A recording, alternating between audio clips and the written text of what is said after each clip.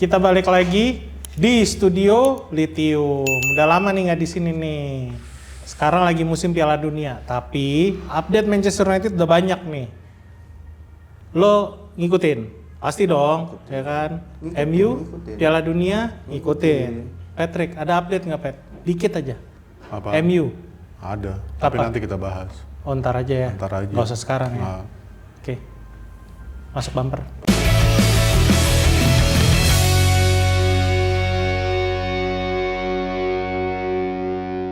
kembali lagi di Porosangan bersama saya, Patrick. Eski Sungkar. Raymond Havertz. Anjir, Havertz. Havertz 2 gol, bro. Iya. Oke. Brian Brobby. Hah? Brian Brobby. Broby. Tapi bukannya lu Jepang banget katanya. Broby. Ntar gue bahas, itu gila. Nakatan kan. Oh, nanti lah ya nanti ya. Gila. OP. Oke. Iya OP. Oke, Lebay. oke. Gak apa-apa. Baru Gua serius ada nih, lah. nanti gua Apa? Enggak.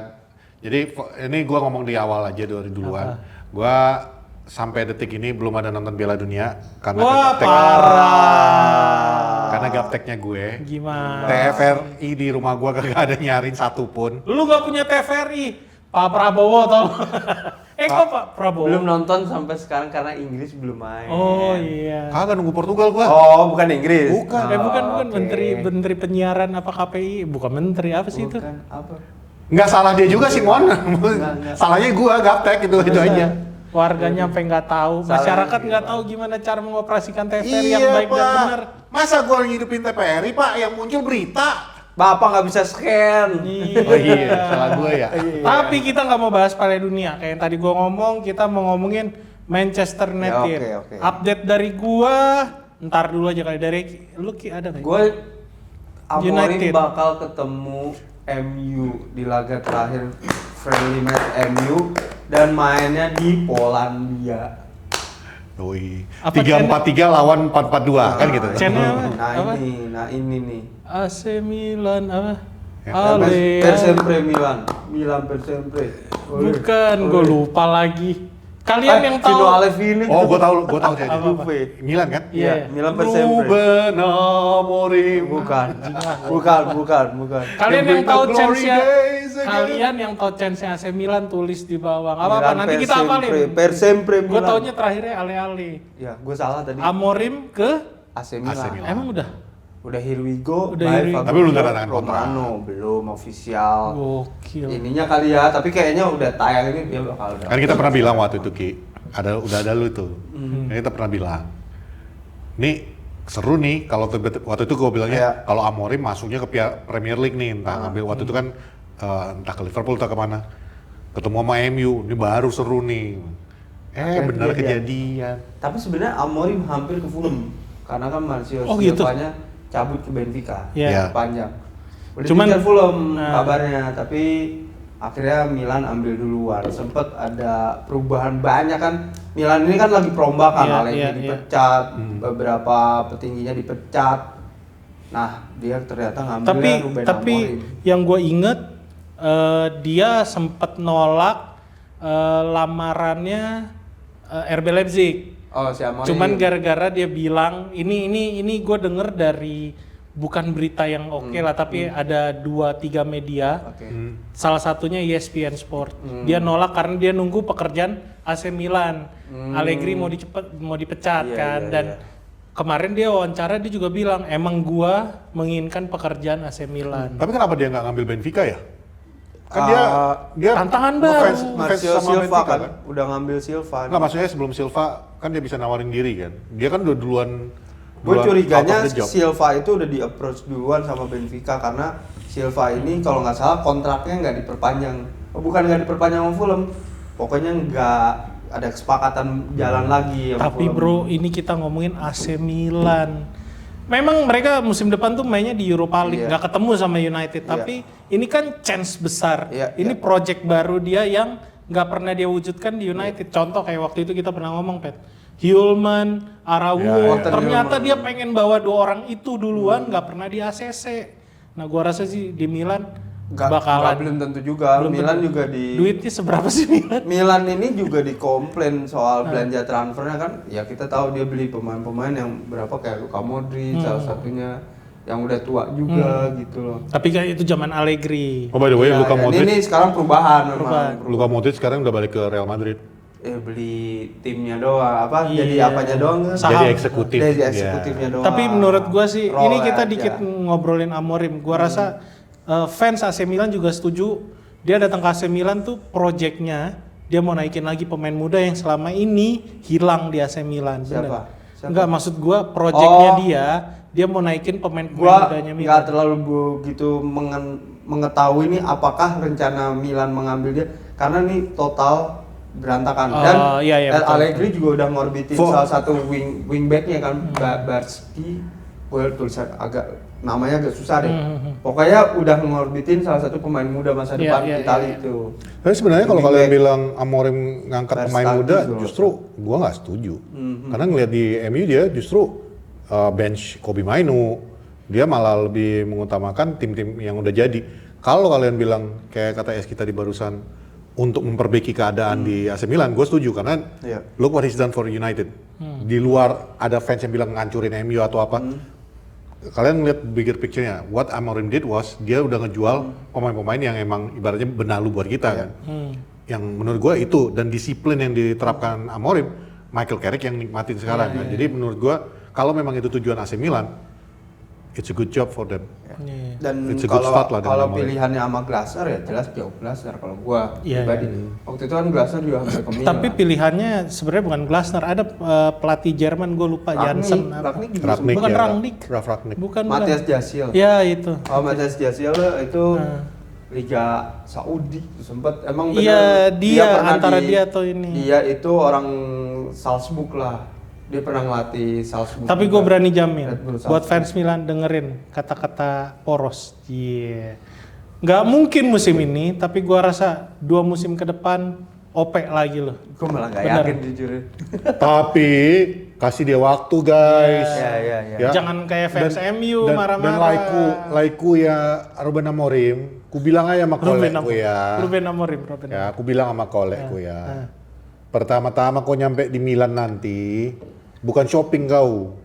Kau samperin itu manajemen, kau bilang sama dia, tulis dulu di kontrakku, di situ peranku sebagai manajer, bukan pelatih kepala. Itu dulu jelas kita ya. Aku belajar dari kesalahan tim sebelumnya. Nah ya, jadi aku berhak bawa Hulman, aku berhak bawa siapapun yang mau ku bawa. Mau ku bawa nenekku, ku bawa nenekku. Ya, itu jelas dulu lekku ya. Nanti jelek lagi, saya lagi cerita kau di Milan nanti. Udah gitu, entah kenapa lah kau tunggu Milan. Biar sama-sama setan merah, masih setan merah gitu. Iya juga. Iya. Ini bener, jadi bener. bisa masuk Ilga Paolo Tinggal kan. ganti namanya. Red Devil, Il Diablo Ross. Iya. Iya Diolo. Il Diavolo. Il Diablo, bacanya Diablo. Ya, oke. Oke, ya. Berarti besok-besok Ruben Amorim udah ngomongnya, referee, that's a foul. Espuso. Oke, kita tinggalin lagi dulu Ruben Amorim Amorim, yang ya. mungkin udah pasti ke Milan dan akan ketemu Manchester United nanti di tanggal 15 Agustus di Polandia. di Polandia. Jadi Kenapa tuh? Old Trafford lagi dibongkar. Lo lihat kemarin gue sempat post di X sama di Instagram lagi dibongkar rumputnya. Kayak nanti rumputnya bisa ditebalikin gitu loh yang ganti. Nggak ya, Canggih nggak ya, banget itu nih. nggak ya. Nggak Kok beres canggih? itu ya. Bayern Munich udah melakukan itu dari tahun 2006, bos. Old Trafford bro. Duit dari mana? Jangan bicara itu nanti masuk ke ranah saya. oke, Wah, akan oke. membicarakan itu. Boleh langsung. Gimana? Nanti aja. Udah kan? Oh, udah, Udah, udah, kelar. infonya udah. Aku gua. Apa nih? Ada masalah keuangan. Nih, mohon maaf nih ya. Nah. Gue mau bawa karena gue sengaja pakai batik karena gue mau Iya, bicara biasanya ini. pakai jersey si Oke. anjing nih. Kita masuk ke segmen persoalan yang sangat serius. Orang Lu tahu bisnis. gue kan, kalau Orang gue bisnis. udah ngomong serius, artinya gue concern. Oke. Dan salah satu concern gue yang terbesar untuk saat ini adalah Manchester United baru aja refinancing. Tuh. Apa tuh maksudnya tuh? Kalau kalian yang nggak ngerti bahasa Inggris atau nggak ngerti Waduh. keuangan, ya gue bikin dengan bahasa awam aja. Gawat. Manchester United baru memperbaiki struktur hutangnya. Oke. Dengan Jadi MU, gue kasih dulu backgroundnya biar iya, nggak iya, bingung. silakan, bingung. silakan. Tadinya MU udah punya utang ke bank sebesar 350 juta 350 juta aja. pound sterling. Itu kalau beli kopi Banyak mon sampai begal lu. Sampai 7 turunan nggak habis. Begal lu. Sama Ah, MBG. sumpah begal. Nggak masuk ke situ. Oh, nggak. Nggak masuk ke situ. Oke. Lanjut, Tapi, lanjut. lu jangan main-main jurang dong. Enggak, gue kan cuma nanya doang. Udah kita Serem nih Bang Esi ini. 350 juta itu adalah utang. Nah, Oke. sebenarnya total hutangnya MU itu lebih dari itu tadinya. Cuman dalam tahun yang lalu ini kita Dipangkas. udah bayar sekitar 250 jutaan. Oke. Ya. Jadi secara kredit kita udah mulai sehat nih. Udah mulai Udah dipangkas mulai- dikit-dikit. Mulai rapi, ya kan. Oke. Harusnya sisa utang kita itu bisa dilunasi di tahun 2028, which is next year. Oke. Nah, 2 tahun lagi. 2 tahun, iya, nggak masuk. Maksudnya Gua itu kan di ini next year. musim Oh, iya, iya, musim iya, berikutnya. iya, gitu. 728. Jadi tiba-tiba ngide nih Siapa? Ralph Rangnick lagi, si Sir Jim Ratcliffe. Oke. Oh, SJR. Kita struktur ulang hutang kita. Mau cara Oke. ngomongnya begitu. Cara ngomong gitu. Iya. Gua ngebayangin dia ngomong kayak gitu. Iya, iya. Kita struktur ulang. Coba undur jadi hingga 2031 hutang Oke. kita pembayarannya. Karena kita butuh duit. Iya. Oke. Kita butuh duit untuk musim depan. Oke. Jelas dong ya Jelas. kan, jelas. Bagaimana caranya? Caranya simple. Ini yang bahaya nih. Nambah hutang cuy. Tambah hutang. Jadi MU baru aja menambah 150 juta ke pundi-pundinya dia Masya Allah. melalui hutang. Duit Dan semua itu bunganya aja, mohon biar lo tahu, bagi yang nggak tahu. Bunganya aja itu kurang lebih 10 juta pound sterling Anjing tuh sama rentenir mana kok bunganya banyak amat? dari bank. Bang. Oh dari biasanya. bank. Karena Lu- bank lu paling min- mudah ngecairin ke Iya, klub lo bola. lo minjem 150 bayar 10 juta tambahannya per tahun. Nah, ini sebenarnya kalau kita secara awam yang ngelihatnya ini, waduh anjir, nambah lagi dong utang. Bedanya lu apa dengan Glazer kan gitu. Cuman tujuan ngambil utang ini sebenarnya ada positif dan negatifnya. Oke, negatifnya dulu. Positifnya dulu. Oh dong. positifnya Oke. dulu Bang Pet silakan. Main line of Iya, thought iya, udah iya, sana iya. soalnya. Iya, iya, iya. Jadi positifnya sebenarnya kalau diperkirakan ini adalah untuk nge-boost Manchester United di musim depan. Karena Nebus maksudnya. kan nge-boost Injek. menginjekti, Oh, mendukung oke. mendukung Keuangan Michael tim. Carrick untuk Kembali menciptakan pemain. timnya untuk musim depan. Nah, kenapa musim depan? Ya jelas, kita masuk ke Champions League lagi musim Iya, depan. betul. Artinya dia butuh pemain, dia butuh selain pemain di luar itu yang selalu gue bilang bahwa ini bukan kayak lu main game PS atau apa. Di balik itu ada namanya operasional mon. Ketika lu udah main di Eropa, di Eropa, di Champions League apalagi, lu ada yang namanya staff yang harus lu bayar, Iya. keberangkatan, Travel. travel, apa itu semua adalah extra cost. Extra cost ini yang memang sudah diselisihkan. Tapi dengan mengambil uang dari yang seharusnya untuk transfer untuk operasional, mereka kan butuh tetap pemain-pemain baru. Nah, untuk pemain baru ini, so far kita baru ngejual Rasmus Højlund. Setelah kemarin gagal tentang Marcus Rashford. Jadi literally additional budget dari 100 yang memang udah dicanangkan, cuma nambah 35. Sementara lu mau ngejar Matias Fernandes aja udah 130 itu udah bakal habis kan gitu. Itulah tujuan ngambil 150 itu untuk ngebantu ngeboost untuk pembelian dengan harapan ya seperti Rashford apalagi itu semua masih bisa ngebantu. Faktor kedua positifnya adalah Negatifnya. positif. Nggak, positif. Oh, Masih ini masih positif. positif. Oke. Untuk positifnya adalah untuk ngebuka ruang pinternya ruang FFP. Oh, Kan kita tahu iya, nih ada iya, FFP. iya, iya. Nah, Make sense. pinternya MU. Ya. Sebenarnya kan nggak boleh segampang itu. Lu minjem utang bukan berarti lu langsung lepas Ya. dari garis merah. Betul. Sebenarnya sistemnya MU itu pinter banget. Itu yang gua lihat kelebihan MU daripada Manchester City atau yang lain-lainnya. MU menstruktur klub ini nggak di satu perusahaan. Jadi perusahaan yang untuk struktur keuangan untuk belanja pemain itu diletakkan di Red Limited. Oke. Itu perusahaan yang untuk semuanya itu. Ntar dulu, Red Limited atau apa? Perusahaan salah satu perusahaan yang pemilik Manchester United. Jadi oke. for your information MU itu dibagi dengan 5 perusahaan besarnya. Oke, ya. Nah, Red Limited itu ya adalah Salah yang satunya. salah satunya. Ada lagi yang untuk MU TV dia terbagi di mana. Ditambah lagi yang untuk salary dia pindahkan ke perusahaan yang lain lagi. Jadi secara FFP kita pinter sih sehat. sebenarnya, ya, Nah, pinter ya. tapi Dibagi-bagi. ini yang gue masuk ke jeleknya Ya, salah satunya. negatifnya. Negatifnya, walaupun lu pisah-pisah kayak gitu, Tetap satu sama Iya, uangnya. betul. enggak, ini memang nggak bisa jadi secara teori they found a loophole. Iya, kalau ditarik kan sama tuh Iya sebenarnya. sama, tetap satu Cuma gitu. enggak, kalau di Premier League aman kan. Oke. Aman karena dia udah mencari loophole-nya dan ini caranya. Iya, Iya. Di Eropa nggak bisa. Kenapa? Karena melalui UEFA itu ngelihatnya secara keseluruhan. Gue nggak peduli. Iya. Itu bendera Manchester United. Iya. Gue nggak mau lihat perusahaannya. Gue mau Intinya lihat. lo secara klub nih Manchester United, gue gak ngeliatin perusahaan lo. Lo satu kepemilikan ya itu semua. Nah kan itu juga. Repot sih ya, Itu benar. juga kenapa makanya akhirnya ya udah mau nggak mau gue ngambil utang. Betul. Oke, Ngambil menarik. utang supaya keuangan. Sebenarnya secara penjualan dia udah nggak bisa berbuat apa-apa kan. Kalau dia mau beli. Yang dia mau make sure aman secara keuangannya adalah salah satunya tidak memperpanjang Casemiro. Iya. Karena gaji Casemiro Karena adalah gaji yang terbesar. 350.000 Betul. terbesar. Jadon Sancho udah lepas nih, Iya. udah rilis. Yang diharapkannya Højlund juga. Højlund nggak terlalu gede juga sih. Dan sebenarnya salah satu yang jadi PR bagi mereka adalah ketika Marcus Rashford kembali. Di luar sisi sepak bola kita suka atau nggak Oke, sama nanti Marcus itu kita Rashford. bahas lah ya. Terus Secara finansial Rashford kembali ke MU itu it's not a good news Iya, untuk iya, MU. iya. Kenapa? Karena budget salary cap-nya itu tertutupi lagi.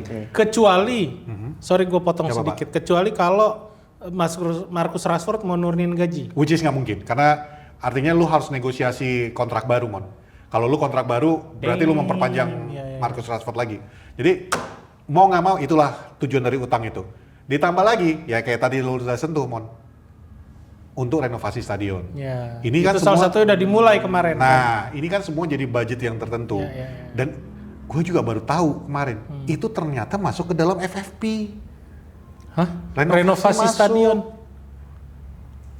Ini siapa sih Evan nih, anjing juga. Makanya, gue juga apa yang gue salah baca atau apa gue nggak Tapi ngerti ya. sebenarnya itu menurut gua fair karena itu jadi memberikan keadilan buat tim-tim kecil, bener nggak? Ya. Jadi ya kalau lu punya duit sekian, lu punya 200 juta, si tim kecil punya 70 juta. Kalau lu cuman habisin buat transfer ya kasihan tim kecil dong. Harusnya dimasukin semua aspek. Mudah-mudahan Bener nggak sih. sih kayak gitu kan? Iya, Secara- mudah-mudahan gue salah baca sih, Mon ya. Tapi basically kalau gue bilang MU untuk saat ini mereka itu diambang untuk FFP. Itu yang mereka takutin. iya benar, Apalagi kan benar. sekarang ini lagi gencar banget yang masalah Manchester City nih. Which is gue off the topic sebentar. City bisa terancam nggak cuma dari 115 itu, Mon. Ternyata klub-klub yang degradasi ini termasuk Everton yang nggak degradasi. Udah mulai nuntut. Kalau memang terbukti bersalah, kita nuntut Everton tuh, yang gue tahu Everton nuntut 35 juta pound sterling. Karena merasa dirugikan. Karena ya secara logika iya dong. Everton, Leicester City sama terakhir kemarin. Ya, Everton, Chelsea sama terakhir Leicester City. Iya dan Nottingham juga. Nottingham juga dan ini bukan justru tim-tim yang degradasi sekarang nuntut ganti rugi. Iya. Karena kan gue main lawan City. Bener. Kalau mereka terbukti curang, gue Harusnya gue naik dong, karena poin gue aman. Apalagi kayak West Ham yang cuma terpaut 1 poin. Iya. Nah itu, jadi ya itulah balik lagi ke topik MU tadi. Seru. Ini panjang. Balik ke topik Iya, MU tadi, itu ya itulah. kayaknya gue tadi juga banyak ngeriset nih soal aturan-aturannya banyak banget. Banyak banget, ribet banget. Ya itu yang makanya gue bilang yang untuk MU, menurut gue Manchester United mau nggak mau sih kemarin tuh harus ngambil refinancing ini Iya. dengan tujuannya untuk menyelamatkan diri dari FFP ini pertama, untuk mendukung Michael Carrick untuk musim depan, Iya. dan untuk renovasi klubnya sendiri. Dan jangan lupa MU walaupun memang secara FFP nggak bergabung langsung ke tim wanitanya, tapi itu juga akan mempengaruhi karena tim wanita juga tetap harus dibiayain kan. Betul. Karena Itu. tim wanitanya MU itu udah banyak komplain kamar mandinya jauh, Iya. tempat latihannya nggak terlalu diurus. Stadionnya juga kurang memadai secara Ya, rumput dan kan lain-lain. Casey Stones Nah, ini menarik nih ngomongin soal tadi ngedukung Michael Carrick. Gue dari kemarin memang update United tuh udah mulai banyak soal transfer, begitu juga yang udah selesai sama rumor. Kalau yang udah selesai udah pasti Ederson, ya kan. Cuman masalahnya dia tuh kemarin, seingat gue ya, gue nggak tahu ya. Per update hari ini tuh tanggal 15 Juni. Jadi akhirnya staffnya MU tuh datang ke New York buat tes medis dia di sana. Karena harapannya Piala Dunia selesai, Ederson udah bisa langsung latihan di Carrington, nggak ada ngurusin kayak gitu. Menurut gua ya itu berarti udah aman, secara transfer dan kepemilikan si pemain udah aman. Nah berikutnya ini kan lagi ngejar nih, dua pemain sekaligus, Matheus bahkan Fernandes. Fabrizio Romano. Fab Romano tuh dia bilang United tuh jangan pernah diremehkan. Mungkin terkait sama refinancing ini. Iya. Jadi sebenarnya targetnya United dari info ordalnya dia itu masih akan ada datang 2 Iya. midfielder lagi. Salah satunya Matheus Fernandes. Di samping itu mereka lagi ngincer 1 wingback. Jadi pembelian United sebenarnya 3. Kalaupun memang cuman dapat 1 pemain tengah, nah itu yang menurut gue mungkin pemain itu ya harganya mahal. Nah gue takutnya nih Matheus Fernandes karena udah mulai digencar banget. West Ham nggak mau lepas dari harga 100 juta. Oke. Ya kan, karena udah sempet ditawar sama City juga, Real Madrid juga Iya. yang udah gede. Aduh Real Madrid lu ngapain sih ikut-ikutan? Ayolah Lu udah tau gak ribet. Real Madrid nawar dia berapa? 150. 106. Nawar Fernandes. Iya, 116 juta. City 106 beraninya. Tapi Fernandes nutup karena dia pengennya ke Manchester United, which is bagus. Tapi kan semurah-murahnya 85 juta menurut gue buat tim yang degradasi pemain segitu overrated, ya kan? Tapi kita nggak tahu nih Carrick seperti apa. Ini kita ngomongin 1 pemain tengah. Kalau memang kebelinya 85 juta selesai. Menurut gue nggak akan lagi ada datang pemain tengah lainnya. Yang menurut gue juga udah cukup sih ya kalau ngelihat sekarang. Ya. Justru Luis Hall nih. Ya. Luis Hall Newcastle juga nggak mau ngelepas gitu aja. Dia mau ngelepas Luis Hall itu seharga 90 sampai 116 juta. Itu kan gila menurut gua. Jadi kalau ngelihat rumor transfer sekarang 2 pemain itu yang lagi gencar. Ya. Yang lain datang nama Alex Scott yang udah paling kencang. Iya. Nah, ini lagi-lagi pemain Inggris. Ya kan? Jadi yang diincar United menurut gue ini semua pemain mahal. Ada juga Kaplan Thuram, Kaplan Thuram tuh dari Juventus. Juga masuk radar. gue inget Juventus tuh Kenan Yildiz. Ya, Kenan tapi ini Yildiz juga. Kaplan Thuram ya. Iya. Anaknya Turam ya? Ya, anaknya Iya. Thuram. Tapi itu opsi lah, mungkin rumor juga Betul. sebatas. Cuman yang gue mau garis bawahi adalah bagaimana West Ham memagari Matheus Fernandes. Ditambah yang bikin gue kaget adalah fakta terbaru kalau yang datengin Matheus Fernandes ke Southampton itu gue baru Jason Wilcox. Oh, Jason itu Wilcox. kenapa? Pantesan dia Iya. bisa atur. Ketika itu datengin dia dari Nah, udah sih. Southampton, Jason Wilcox. Kalau kayak gitu sih gue pede ngomong. Iya. Matheus Fernandes pemain MU. Udah pasti jadi Tapi pemain. ada lagi. Nah. Terakhir MU jual pemain langsung dari Liverpool MU ke Newcastle. Itu Andy Cole. Oh, I see. Enggak dong. Dubravka kan? Loan. Dubravka. Bukan. Siapa lagi? Alan Smith. Alan Smith kan Enggak, MU terakhir dari Leeds. Dubravka ya. Bukan kita jual ke Iya, Newcastle, ada di Dubravka. Kibar. Oh, maksudnya dari Newcastle ke kita. Iya. Ya, dari itu Andy Cole. Ya, Nicole. Nah, jadi ada berita baik buat Newcastle, ada berita kurang baik buat Newcastle secara histori, ada berita baik buat Southampton nih. Tapi kalau gua lihat ya 80 juta lu beli Matheus Fernandes, ini agak price banget Overrated sih. menurut gua. Akhirnya kalau pemain overrated tuh biasanya kebebanin sama pemainnya, apakah gua Iya. mampu, Iya. apakah Lu gua lihat siap aja, bermain itu. lu lihat aja itu Harry Maguire seperti apa nasibnya. Iya, Dan tekanan gini tuh loh. dari fans juga, Maksud bukan gua, cuma dia. ini pemain mahal udah pasti ada tekanan dari media sama fans Iya, juga. Itu yang iya. bahaya menurut gua. Oke, secara kualitas dia bagus bang, Iya, tapi Jorge Mendes apa segala Iya, macem. iya. Yang gua khawatirkan adalah Carrick hanya butuh pelapis sebenarnya. Menurut gue iya, Itu. karena Ederson tuh bukan pemain besar. Tuh 35 juta bro, 35 juta pound. Justru plus Evans. Matheus Fernandes yang pemain utama. Iya, Ederson maksud gue, Ederson datang ke MU bukan pakai bukan datang dengan beban. Dia tuh proyeksinya adalah nutupin kekurangan Casemiro. Itu kenapa United butuh 1 pemain box to box yang emang bisa jadi playmaker kedua, ya kan, selain karena kita tahu Kobe Mainu tuh belum sanggup untuk Sebagai ngebawa- defensif, bukan? Bener, enggak, maksud juga ngebawa permainan United juga belum sesanggup oke, itu gitu loh. Nah, ini kan menarik. Jadi kemarin tuh gue baca, kayaknya United nih lagi ngegangguin Newcastle karena dia selain nawar Luis Hall, dia juga nawar Sandro Tonali. Jadi mungkin agak kecot tuh di dalam. Sedangkan United sebenarnya lagi fokus ke Matheus Fernandes. Jadi menurut gue ini menarik. Bisa jadi minggu-minggu depan, ini tanggal 15 Juni. Minggu-minggu depan bakalan ada tuh transferan baru. Mungkin Matheus Fernandes Ya, gua atau harap Luis juga Hall. sama sih. Itu. Jadi Sebenarnya bisa kalau ngikut pramusim maksudnya. Iya. Newcastle bisa ikut harusnya pramusim. santai dong sekarang ini. Sorry, gue baru teringat kalau gue gini Iya, out iya, of frame. Nggak, sebenarnya Newcastle harusnya santai. Santai. Dia baru aja ngejual Gordon Iya. ke Barcelona, Oh, which is duitnya gede ya. iya, duitnya satu gede. Yang kedua, gue kaget juga. Tapi di satu sisi, lu udah cukup merusak transfernya MU musim ini Newcastle. Karena dengan ngambil Gordon itu makanya nggak jadi ngambil Rashford kan. Secara nggak langsung kan itu Iya, udah pasti iya, berhubungan. Nah, menurut gua Newcastle nih harus banyak belajar dari musim lalu. Lu nahan-nahan, misalnya lu nahan-nahan nih Lewis Isak, atau apa semua. belajar dari Lu belajar Isak. dari Isak. Iya, iya, betul. Ketika pemain, dan ini West Ham juga termasuk yang sama. Lu tahan-tahan Matheus Fernandes, sekarang ini udah beda zamannya. Zaman sekarang ini di mana pemain itu punya power untuk di Ya, mana dia mau setuju. pindah. Ketika pemain lu udah nggak mau main di lu, dan ini MU udah nunjukin beberapa kali. Contoh Anthony. Ketika Anthony nggak mau dilepas, Anthony yang nggak mau latihan. Sekarang udah bisa kayak gitu sistemnya. Is it a good thing? It's not a good thing.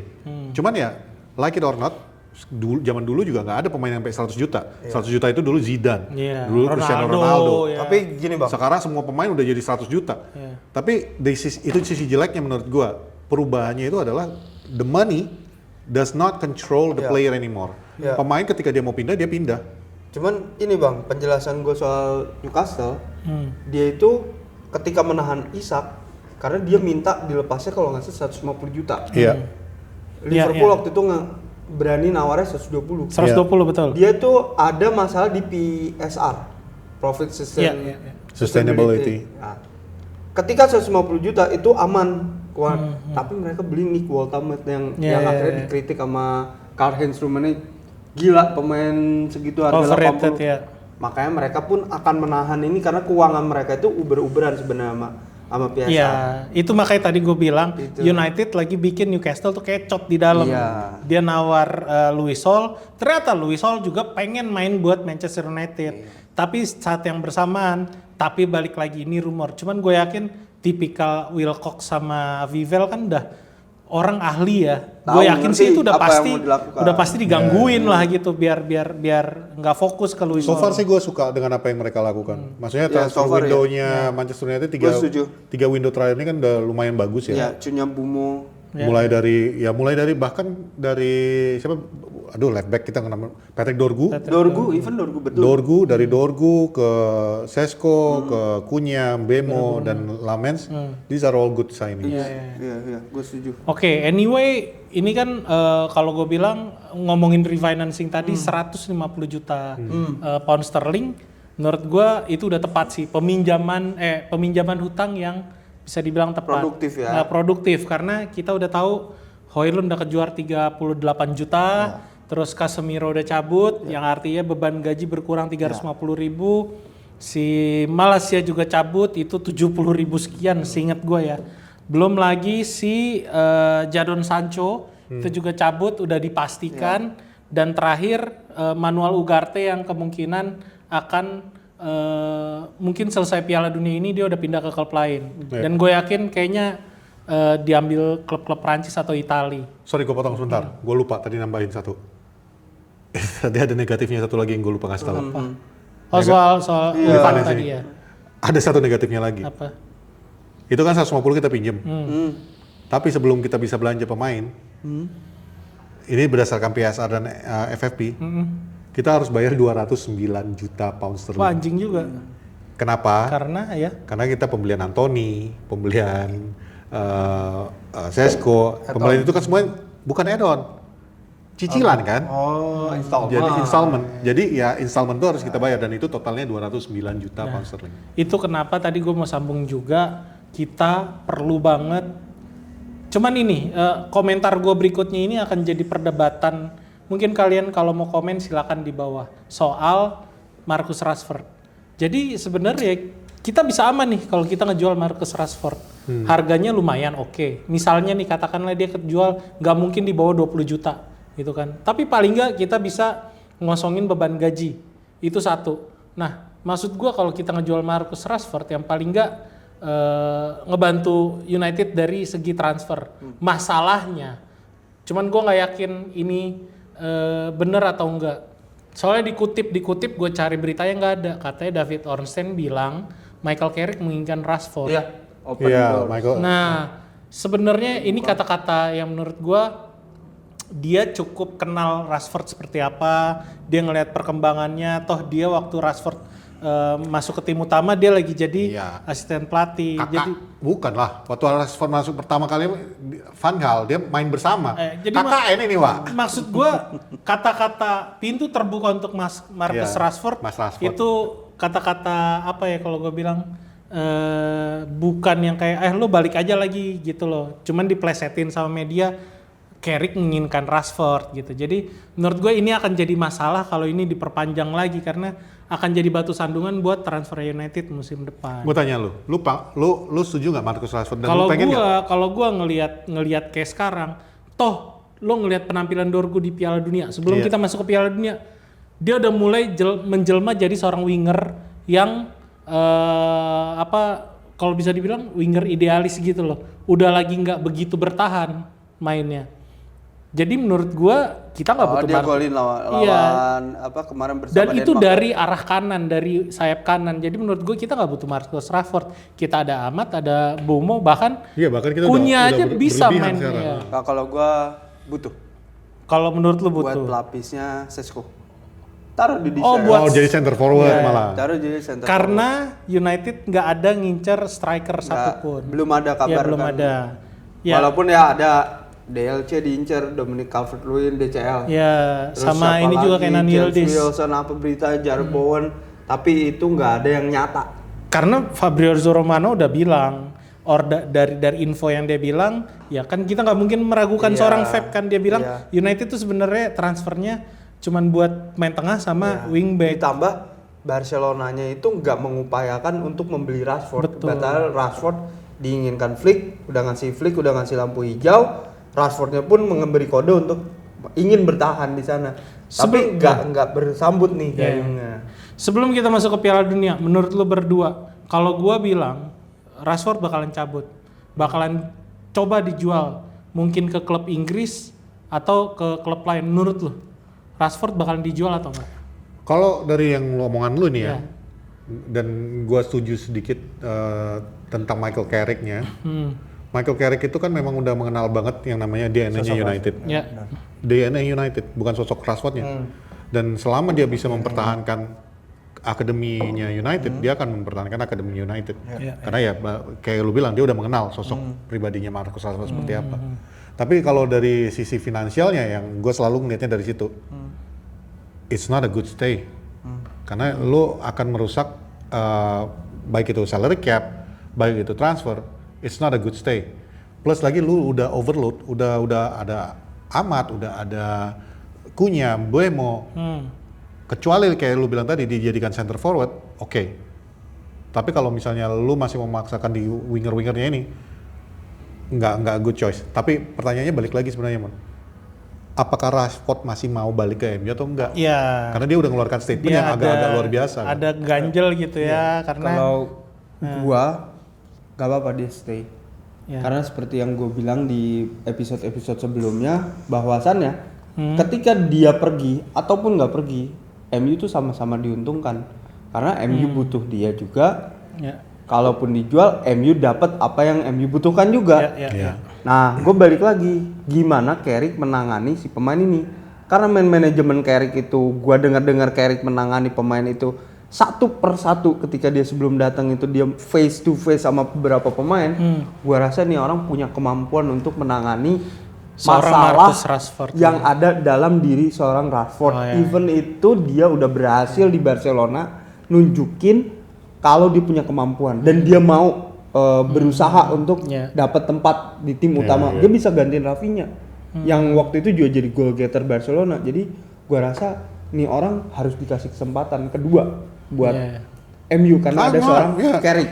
We're happy to have him. Tapi nggak di winger. Gue setuju karena persaingan winger udah mulai ketat dan wingernya MU itu dibutuhkan Carrick untuk track back. Ya, dan itu yang nggak bisa dilakukan oleh Marcus Rashford. Dan itu yang lu bisa nggak di Inggris begitu? Karena di Barcelona dia ada mau ngototnya gitu. Tapi kalau dia berubah jadi center forward kan, Ki, bisa jadi karena perubahannya jadi satu. Kita udah pasti main 4-4-2. Oh enggak, tetap dia pelapis Sesko. Kalau jadi pelapis Sesko gua nggak yakin. Emang lu sangka Marcus Rashford mau Kita punya balik banyak ke MU? pertandingan yang akhirnya dua-duanya dapat kesempatan Dia- yang gua rasa siapa nih striker utamanya gitu loh. Karena nih orang sama-sama muda, Sesko juga lagi dicoba untuk lu bisa nggak gua kasih kepercayaan. Rashford juga sama. Jadi sama-sama belajar nih, walaupun Rashford mungkin lebih tua nih The usianya. good thing ya, kalau misalnya Marcus Rashford stay, lu bayangin tim-tim lawan ketemu sama MU, lu pilih siapa? Mulai dari pelapis sampai aslinya. Ahmad pelari, Cunha pelari, Bumo pelari, Sesko pelari, Rashford pelari. Lu pilih, dah lu mau ngejar yang mana? Itu sih yang mudah-mudahan sih gua rasa jadi positif buat MU. Oke, ya udah kita tinggalin dulu deh. Tapi ada satu hal yang menarik lagi yang tiba-tiba come up di 2 hari yang lalu. Oke. Apa tuh? Jadi ini Apa nih, kita apa udah masuk ke pembahasan Piala Dunia. Oh, Pildun ya, Pildun. Pildun ya. Oke. Ada bumpernya nggak nih? Nggak ada ya? Nggak ada. Kameraman Arsenal panik. Endeng Piala Dunia Salah. Kita bahas Pildun Dunia. Piala Dunia baju Itali maaf ya. Wah, Venezia gokil. Kok saya kira-kira sih? Apa dulu ya? Ole. Samina ole. mina waka waka Udah beda ini saksinya. Ya gue tahu tuh lagu. Colongan. Tahu. Mana nyetak 2 gol Kita lagi. nggak mau bahas dia. nggak apa-apa. Dia mancing untuk bahas ke sana. Kai Rooney. Hiburan bisa kalah. Wajir Kairuni. Gua ngeliat Instagramnya, buangsa kenapa jadi tegap gitu? Iyalah, harus ini. Oke, jadi kemarin tuh ini impact dari pertandingan Brazil Maroko. Nonton nggak? Gue nonton. Anda gua bilang gua kagak bisa nonton. Nonton bapak yang sebelah sana ini. Gimana ini? Asli sebel. Kebanyakan duniawi. Gue nonton dan Casemiro dihujat bang. Wah Hah? gila. Ya Casemiro dihujat. Ya, karena bermainnya permainannya emang kurang sih. Yang kurang. Oh ya? Ya, Cuman ya itu menurut gua di situ di Maroko tuh ada Mazraoui. Ini sebelum pembahasan gua ya. Ya. Kayaknya Mazraoui ngebocorin deh kelemahan Casemiro tuh di mana aja. Toh dia musim depan udah nggak sama MU kan. Iya. Ya. Iya. Saya, Gua cuma lihat. sorry bukan Mazraoui. Namanya Nuser Buemo. Nggak, iya, gua Mirip. ngeliat highlight kan. Gua pengen kaget. Nah itu Mas Rawi. Iya, Mas Buemo Rawi. jadi main Tapi di Maroko. cocok men. Dia cocok. Serem langsung. Iya. Jenggot botak. Iya. Nah jadi kemarin tuh Untung lu bisa masuk ke Amerika. Brazil somehow nggak banyak ruang gerak. Yang menurut gua itu pertandingan penuh teknik yang menarik untuk dilihat. Maroko dengan apa Man to skill man individunya gila, man to man press. Brazil kita tahu rada-rada Jogo Bonito, bahkan itu agak berubah jadi semakin indah ketika Cunha masuk. Jadi gue menikmati pertandingan ini. Nggak ada yang gue bela karena ada Nuser Buemo yang dia ada Casemiro nih. Nuser Buemo. Tapi Sama bab- Cunha. Babak kedua kan Casemiro cabut ya, diganti kan sama diganti. Fabinho dari Liverpool. Sayang Ederson belum diturunin ya kan. Ederson nggak main, emang di laga itu. Bodoh ya, Ancelotti kalau bodoh ya. nurunin Ederson yang Kacau lu bilang nggak jadi Piala Dunia pertamanya mungkin resiko juga buat Ancelotti yang gua rasa belum mengetahui Brazil Ya. 100%. Ya. Tapi yang gua highlight di situ selain Ayub Boudadi, Mazrui juga bermain dengan Nah. taktis dan bagus tadi kata-katanya. Ruangnya tipis Ruang dari Inggris. Maroko, betul banget karena gue lihat di AFCON Maroko itu mainnya begitu. Ya. Walaupun Maroko kita tahu bisa dibilang pemain diaspora semua ya. Banyak. Pemain diaspora. Kalau lu ngomongin Indonesia kebanyakan ngambil diaspora, bro. Maroko udah sampai Piala Dunia, bro. Even Mazrui itu lahir di Belanda. Iya, dan semuanya Bono dari Spanyol. Bono di Ya, lama banyak di lah. Spanyol, Maksud gue gini. lahir di Justru yang Kanada. gue mau bahas itu tadi satu nama yang lo sebut, si Boadi. Boudadi ya, Boudadi. Ayub Boadi. Ayub Boadi. Jadi ini anak umur 18 tahun. Dia pemain Lille ya? Iya Lille, kan? LOSC. Iya, Lille. Calvin iya. Verdong. Nah, ini anak umur 18 tahun yang bermain. Lo mesti nonton, Pet. Gua bakal nonton kalau gua bisa nonton. Itu Michael Carrick, Pet. Jelas mulu. Serius itu Oh, Michael gaya mainnya? Carrick. Gaya mainnya Michael Carrick. Dari cara dia Passing ngambil bola, santai, terima passingnya bola. juga tepat. Dari dia dia jadi holding midfielder BTW. Dan dia ngehold bola, terus pokoknya mengalir banget lah. Dari kaki dia permainan Maroko tuh mengalir Ya udah, daripada lu ngambil Matheus Fernandes sambil dia aja. Itu maksud gua. Ini nih yang gue nggak pernah suka nih. Kan gini. Nah, ini Bernardo benar. Silva itu pernah bilang, Ya, orang kalau main di turnamen itu bisa hebat. ya. Yes, benar. Betul. Tapi kalau Contohnya main di kayak Liga, Havertz. iya. 60 million down the drain. Kai Havertz again. Mana Saka? Bernardo Silva tuh ngomong gitu dan gue setuju. Lu lihat Sofyan Amrabat. Ya, Gimana ya, dia bagusnya bersama Maroko 2022 di MU kita tidak melihat itu. Oke, multiple faktor.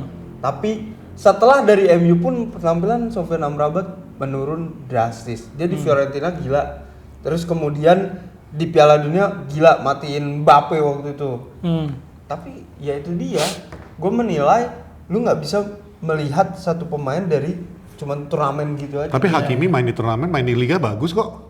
Hakimi produk beda. Real Madrid. Itu kenapa dia bisa juara? Di Dortmund dia Gila. bagus. Di PSG. Inter dia bagus. Aduh. Gimana ini? Hakimi udah terbentuk gitu loh. Lo setuju nggak lo komen di bawah Patrick pindah ke jadi fans Arsenal aja? Nggak bisa. Gue lanjut. Jadi Boadi ini menurut beberapa pengamat bola terlepas dari ini kan cuma turnamen. Yes. Tapi Belum teruji ya, belum teruji. dia ternyata gue langsung ngeliat dong, balik lagi. Ini standar YouTube highlight ya kan. Gue kayak nggak ada waktu gue menonton pertandingan Lille terlalu banyak kan. Ternyata memang dia ternyata umur 18 tahun 30. jenderal lapangan tengahnya dia inti. Lille. Betul. Lille, ngomongin Lille. Intinya ini anak punya pengalaman, ini anak punya kekuatan dan punya semuanya. Ngomongin transfer tadi, setuju nggak lo kalau dia? Setuju, Ya kalau- udah, Matheus bentar Fernandes dulu. di-cut aja lah, karena kita lebih butuh kayak gitu. Gue setuju berdasarkan omongan lu ya. Karena lu belum lihat. Tapi kalau lu bilang dia Michael Carrick sebagai contoh lu, ya gue setuju karena yang kita butuhkan memang model Michael Carrick. Betul. Kalau lo bilang Wharton lah bang lebih bagus, lo nonton, bukan cuma di Maroko doang, lo lihat dah. Lo jangan nonton highlight, lo nonton dia. Bahkan media Prancis bilang dia tuh jenderal lapangan tengahnya si Lille. Iya udah gitu. Sekarang nggak ada. Dan pasti murah dong, ya kan? Nggak bisa gue bilang gitu. Justru itu yang mau gue bilang. Sekarang sih masih murah begitu ada MU yang datang ketok pintu. Misi, assalamualaikum. Oh, maaf, 120 juta. Berapa harganya? Minimal 80 dan. Tapi tadi sama yang lain lu bilangnya cuma 40. Oh enggak, salah dengar. 80 minimal. Kenapa gue jadi Madura? Ya udah. Anyway, ini menurut gua satu hal yang menarik sih. Cuman balik lagi, ini baru pertandingan pertama. Yes. Cuman untuk pertandingan pertama lawan Brazil, gila sih. Oke sih. Maroko bisa nahan 1-1. Si siapa golnya? Saibari yang baru dibeli Bayern Munchen. Ismail Saibari. Bahkan dia juga bukan pemain asli Maroko. Spanyol kalau nggak salah. Turunan Spanyol, Spanyol dia kalau. Oh, kan lebih parah lagi. Kalau nggak salah ya. Itu normal lah sekarang diaspora. Nanti gue cek. Ya. Nah, Oke. ya jadi tadi gue mau bahas itu si Ayub Boadi, kalau lo setuju sebenarnya United tuh butuh pemain kayak dia, datengin dia lah, lo bikin petisi buru-buru dari sekarang mention MU lah. Jangan. Ayub Boadi kayak gitu ya. Jangan. Harganya nanti melambung. Begitu banyak aja netizen yang ngomong. Iya, nggak taunya lo udah di scouting kan. Ya, gitu. makanya Gue masih diem aja, belum. diem Gue aja. masih belum karena Oke. ada satu lagi pemain Maroko yang menarik perhatian di 2022 itu Ounahi. Lalu dibeli sama Marseille. Ya tahu Onaki Kalau ya. nggak salah pernah dapet kartu merah juga sama Marseille, akhirnya pokoknya penampilannya nggak mengkilap lah. Jadi menurut gua jangan terlalu terburu-buru, gua percaya sama scouting yang bener-bener diikutin match per match.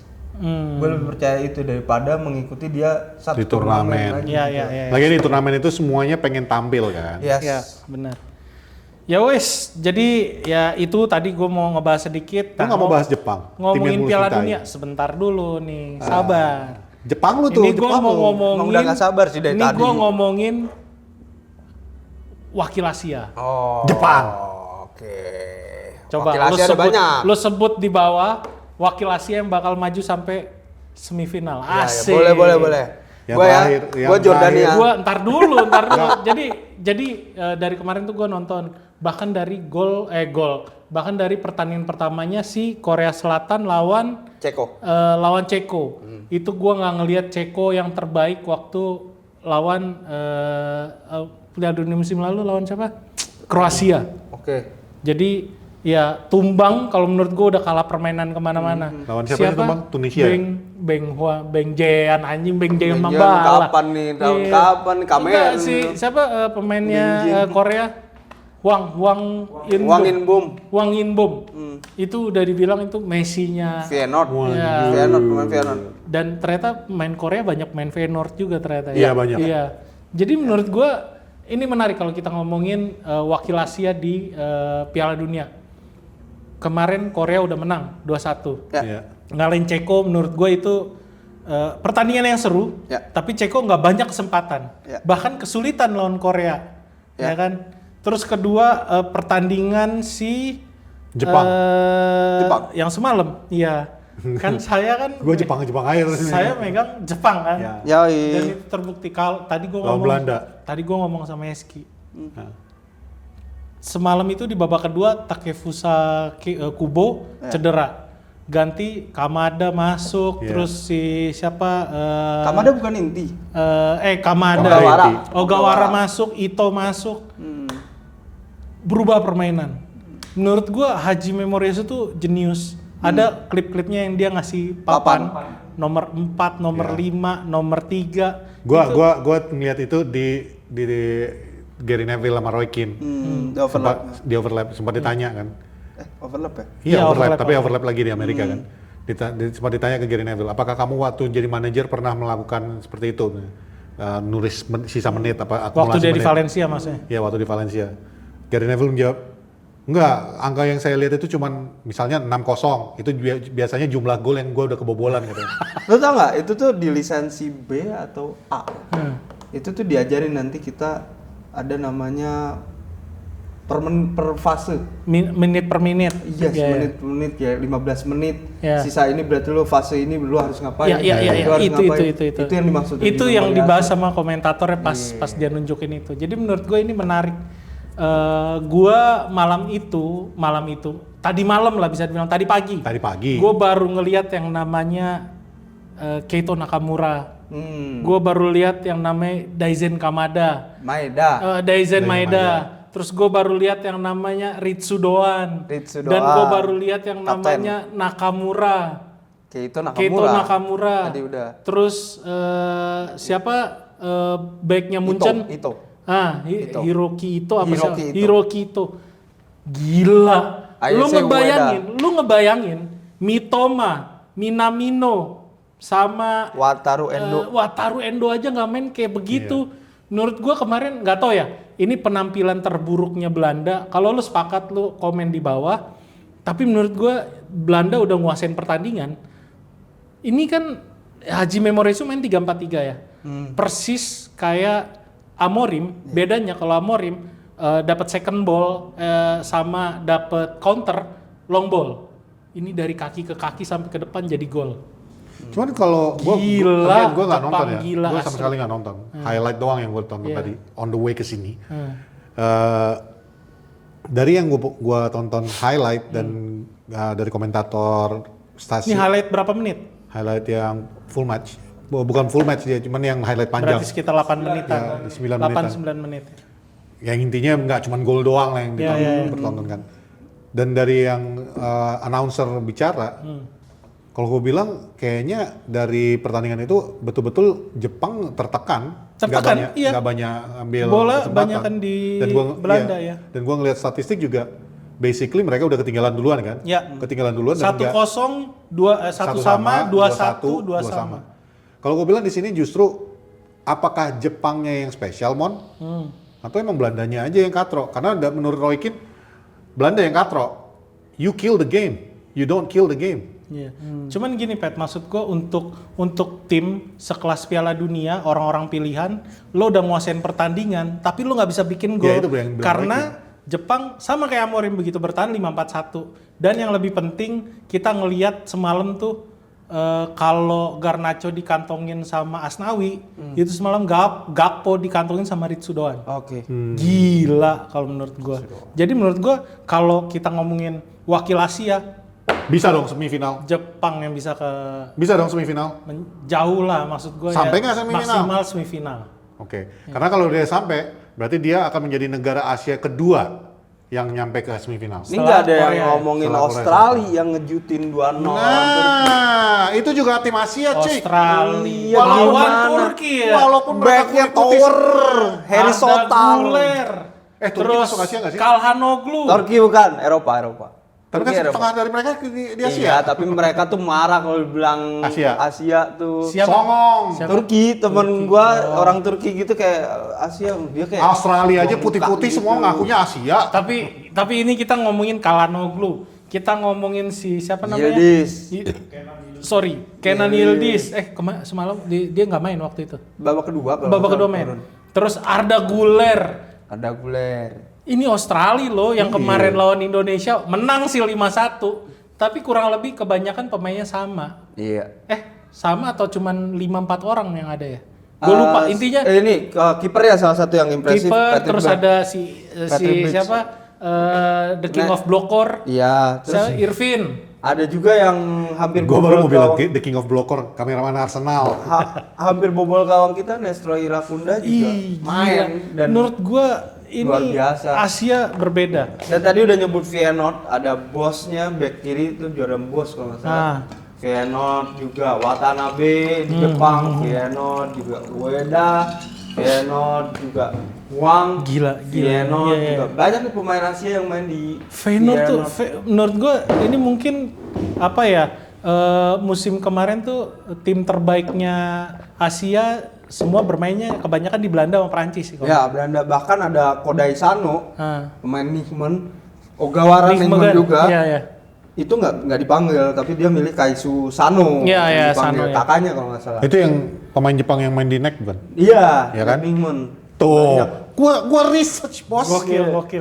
Itu Respect. gua nice. Gua yang bikin salut. Lagi. Ya, gua nggak diajak nih. Terus Yang bikin gua salut. Jadi Quintin Timber kan dicabut nih Iya, dari iya. Feyenoord. Menyisakan Huang doang nih di Iya. sisi Feyenoord. Huang itu ternyata pemain kuncinya setelah gua tanya temen gua. Lebih dalam nih menurut lo Quintin Timber cabut enggak masih ada Huang. Oh. Dia bilang begitu. Karena kan gua nggak nontonin Feyenoord seperti gua nonton Manchester United yang setiap Iya. hari kan. Gua beberapa kali. Quentin Timber. Quintin Timber Kalau Justin saudaranya Timber apa? AFC Ajax ya. Barannya Julian Timber. Julian Timber. Yes. Nah ini Quintin Timber Marseille diambil dia nggak perpanjang. Jadi diambil Marseille.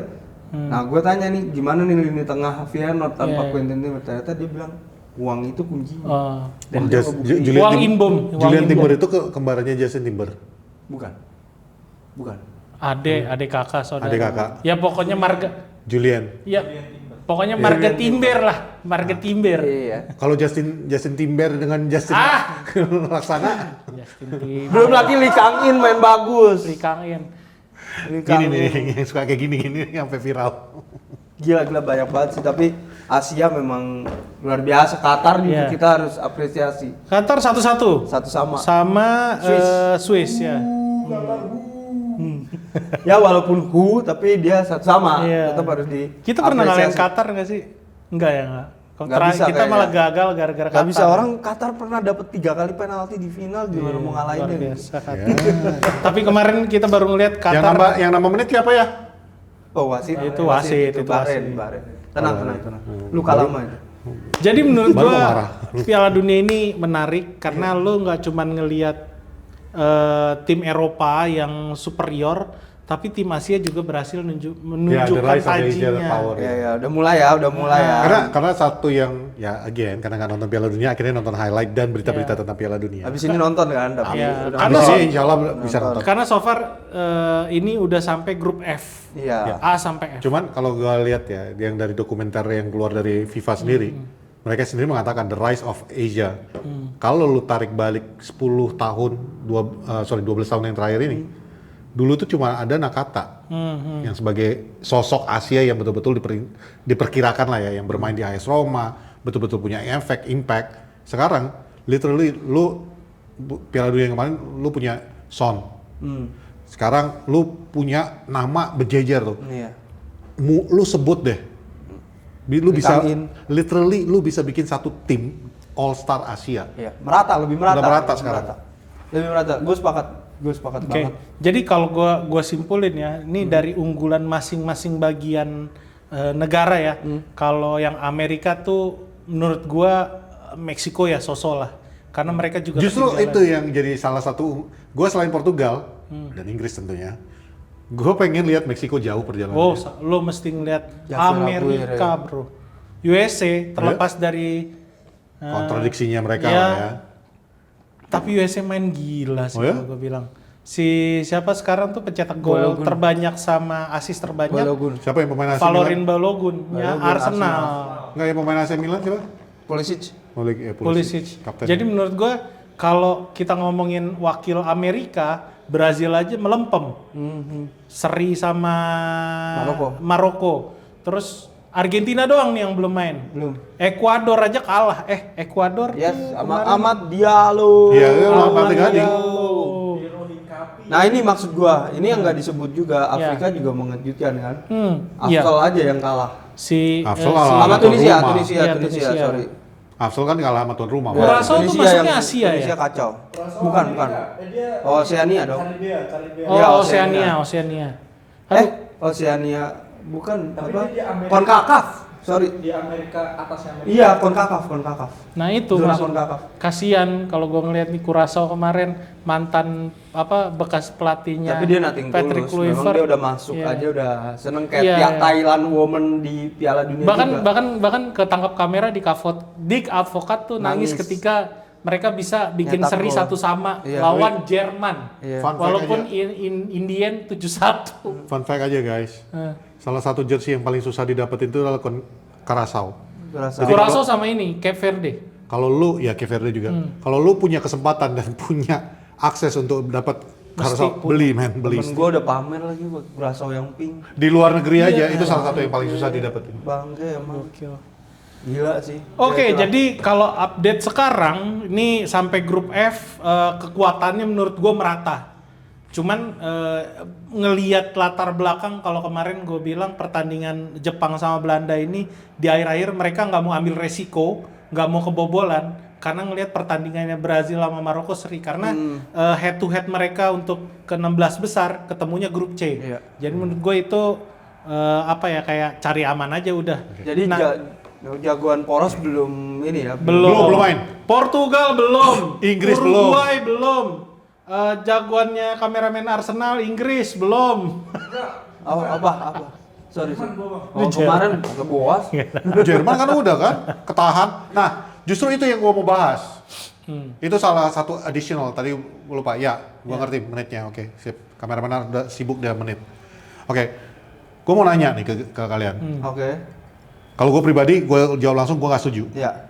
Gua pengen itu dihapuskan. Ada yang sekarang di Piala Dunia ini namanya water break. Oh. Yang sebenarnya untuk Komersil.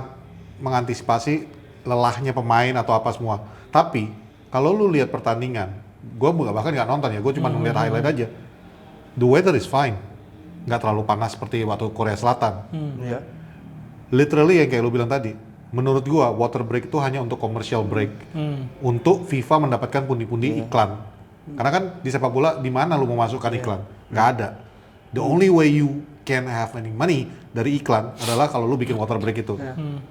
Tapi efek sampingnya water break itu lu kehilangan tempo. Dan itu yang terjadi pada Jerman. Ya. Jerman lagi menguasai pertandingan. Again, gue cuma berdasarkan highlight dan apa yang gue lihat dari statistik. Lagi menguasai, tapi setelah water break itu semua drop. Kalau gue bilang itu fair sih.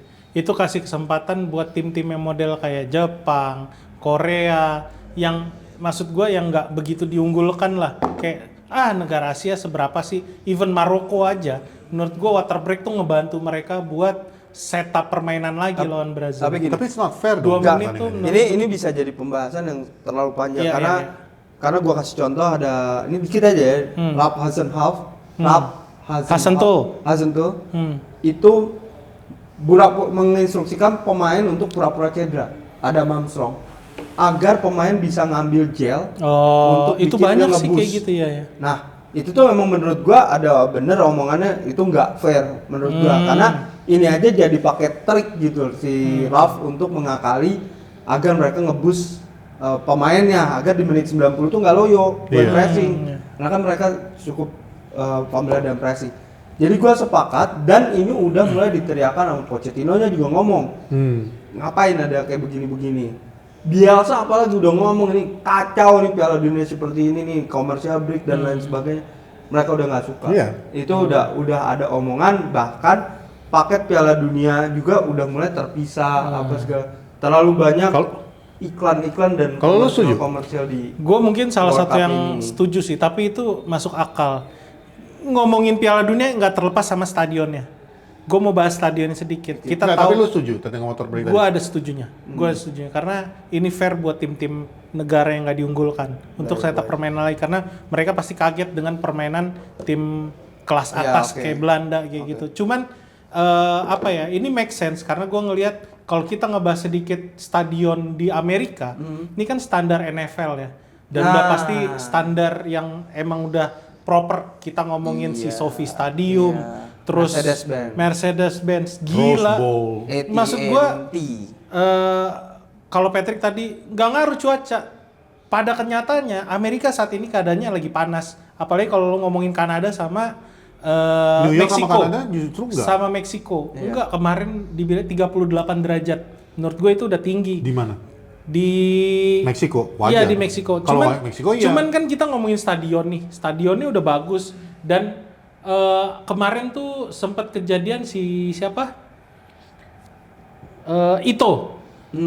Dia ngelihat ke atas karena dia ngerasa kok gue kayak ada angin ke arah Nah, gua. itu maksud gua kayaknya lagi anginnya lagi kenceng deh. Bukan, itu ternyata teknologi stadionnya. Yes. Dia ngalirin apa namanya sirkulasi udara. Itu yang paling gua nggak suka dari stadion-stadion Amerika, Mon. Untung lu ngomong jadi teringat gua. Iya.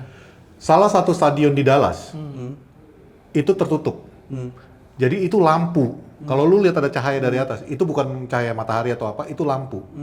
Which is lampu itu adalah terang yang dibuat ya, Nggak natural. nggak natural. Yang Mengganggu artinya pemain. itu bisa mengganggu refleksi mata Iya. pemain. Mungkin bukan pemain, si kiper sih yang nggak di. Ya, kiper udah pasti akan sangat terganggu. Tapi pemain juga terganggu, Mon. Kayak kita syuting dari tadi, apa lu nggak di ujung mata lu pasti akan lihat lampu. Iya, kan? iya, iya, iya. Jadi Cuman- that's not a good thing. Cuman yang gue pengen bahas nih, stadion-stadion di Amerika kan udah sangat proper. Dia mengakomodasi masalah panasnya cuaca yang dari kemarin dikhawatirkan. Ini adalah Piala Dunia paling berbahaya yang pernah dilangsungkan Iya, karena iya. cuaca di bumi tuh lagi nggak menentu. Iya. Bahkan sempat di New York tuh 40 derajat. Iya. Nah kemarin tuh pas pertandingan kalau nggak salah Meksiko atau Dallas gitu ya. Meksiko atau New York gitu yang dibilang sampai 38 derajat. Ya menurut gua stadion New York sekarang nggak mungkin lah. udah saking kerennya itu udah ngasih apa sirkulasi udara bahkan angin yang mengganggu permainan Jepang kemarin. Ya, the problem is stadion-stadion itu mereka pakai pengudara untuk mendinginkan stadion itu. Karena kayak lu bilang tadi dia pakai untuk NFL. Iya. Wajar-wajar aja bola NFL itu berat, Bos. Bareng soalnya mereka Itu tuh berat bareng. dan lu buang. Bola kaki football ketika lu tendang itu kan nggak ada beban beratnya. Lu kasih angin buatan ya bolanya kemana-mana. Iya, iya. Ya, anyway, Udah. kayaknya ini udah terlalu banyak kita Padet bahas soal banget, Piala padet Dunia. banget. Kita udah bahas Manchester United juga. Bahkan ini sekarang kita lagi take ini. Nih Spanyol Spanyolon Tanjung Verde udah mulai nih. Iya, Gua pengen nonton. Livramento. Iya, ini grup G dan seterusnya akan mulai. Kita akan update lagi nanti di akhir minggu ini. Yoi. Oke, dan pastinya akan update Manchester United mungkin akan ada pemain baru, kita nggak tahu. Amin. Jadi boleh Pet ditutup aja lah. Jadi untuk penutupan, sekali lagi gue ingetin dan kita minta tolong, kalau kalian suka dengan konten yang kita buat ini, nggak ada salahnya kalian subscribe, nggak ada bayaran. Yes. Subscribe, like, share kalau kalian suka. Kalaupun kalian tidak suka, tetap aja subscribe aja, nggak ada salahnya, bisa kata-katain. Oke? Gua Patrick. Gua Raymond. Gua Yuran Fernandes. Anjir. Dan Di juga belakang kamera ada kameraman Arsenal dan kami Poros Portugal. Thank you. Oke, Portugal. Apa? Spanyol.